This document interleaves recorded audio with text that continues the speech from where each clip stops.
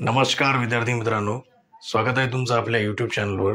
तर विद्यार्थी मित्रांनो, आज आपण गॅस्ट्रुलेशन हे स्टडी करणार आहोत. Gastrulation it is a process in which 3 germs layer ectoderm, endoderm, mesoderm असे जे जर्मिनल लेयर्स आहेत हे फॉर्म होतात आणि याच्यापासून 4 type of the tissue inside your body these are form from this germinal layers. And now we are going to study about the process.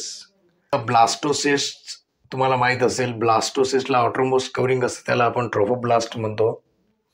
आणि trophoblast नंतर हे जे ट्रोफोब्लास्ट आहे याचं कन्वर्ट होते सायटोट्रोफोब्लास्ट आणि शिन्शियोट्रोफोब्लास्ट या मेम्ब्रेनमध्ये.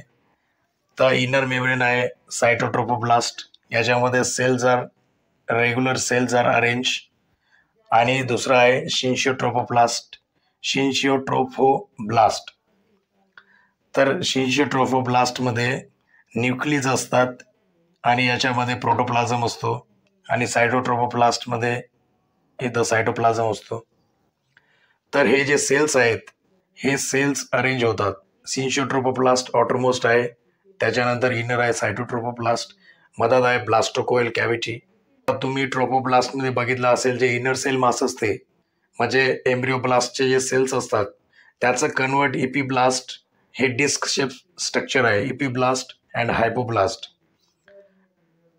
इपीब्लास्ट आणि हायपोब्लास्टमध्ये कन्वर्ट होते. आणि सेकंडमध्ये हे फर्स्ट स्टेज आहे. सेकंड स्टेजमध्ये बघा, हे जे इपीब्लास्ट आहे disc shape epiblast and disc shape hypoblast. तर हे इपीब्लास्ट आहे ना amnion dome shape amnion form करते आणि अम्निऑनमध्ये ॲम्नियोटिक फ्लूड असते. ॲम्निऑनमध्ये ॲम्नियोटिक फ्लूड असते. हे बघा फ्लूड आहे याच्यात. कोण फॉर्म करायला? इपीब्लास्ट. आणि त्याच्यानंतर जे हायपोब्लास्ट आहे, हायपोब्लास्ट फॉर्म अ योगसॅक. योगसॅक फॉर्म करते हायपोब्लास्ट. आणि हे जे इपीब्लास्ट आणि हायपोब्लास्ट आहे, अम्निऑन आणि योगसॅक, याच्या आजूबाजूला जी कवरिंग असते सेलची, त्या सेलला एक्स्ट्रा एम्ब्रियोनिक मेसोडर्म सेल्स म्हणतात. हे आहे आपलं शिन्शियोट्रोफोब्लास्ट आणि हे सायटोट्रोफोब्लास्ट. याचं कन्वर्ट आहे ना कोरियोनिक विली मध्ये होते.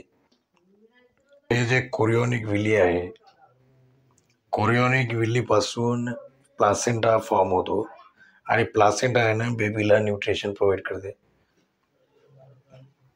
तर हे इपीब्लास्ट आहे आणि त्याच्या खाली हे आहे ना हायपोब्लास्ट आहे. तर याच्यामधून आहे ना अंबेलिकल कॉर्ड इथून अराईज होते आणि the part of yolk sacs extend into umbilical cord called as a एलेंटॉइड्स.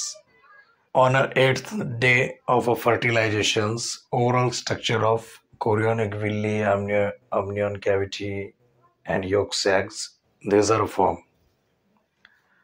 And third week after the fertilization, 3 germinal layers are formed. तर हे जे इपीब्लास्ट आहे, आता कुठे आहे epiblast? It is a outermost disc shape structure. तर इपीब्लास्ट हे structure आहे इपीब्लास्ट. बघा हे डिस्क शेप काढलेलं आहे. त्याच्या खाली आहे ना हे हायपोब्लास्ट आहे. This is a hypoblast. हे डिस्क शेप स्ट्रक्चर आहे. तर इपीब्लास्टमध्ये प्रिमिटिव्ह स्ट्रिक फॉर्म होते. It is a line in which nodes are form, त्याला प्रिमिटिव्ह नोड म्हणतात. तर या नोडमध्ये जे होल क्रिएट होते, या नोडमध्ये होल क्रिएट होतात आणि हे जे सेल्स आहेत इपीब्लास्टचे सेल्स, हे सेल्स आहे ना या नोडमध्ये जातात आणि ते खाली हायपोब्लास्टच्या सेलला डिस्ट्रॉय करतात आणि इथं नवीन सेल फॉर्म होतात, त्याला आपण एंडोडर्म सेल म्हणतो. आणि फर्स्ट जे लेअर फॉर्म होते जर्मिनल लेअर, तो काय कोणता आहे? एंडोडर्म आहे. नंतर एक्टोडर्म, हे जे वरे सेल राहिलेत ते एक्टोडर्मचे सेल्स आहेत आणि याच्या मधात जे सेल्स असतात त्याला मेसोडर्मचे सेल म्हणतात. आणि या 3 जर्मिनल लेअरपासून बॉडीमध्ये 4 type of the tissue form होतात. तर आता बॉडीमध्ये टिश्यू कोणते आहेत? Nervous tissue, connective tissue, muscular tissue and what epithelial tissue. तर एक्टोडर्म पासून नर्वस टिश्यू फॉर्म होतात, मेझोडर्म पासून कनेक्टिव्ह टिश्यू फॉर्म होतात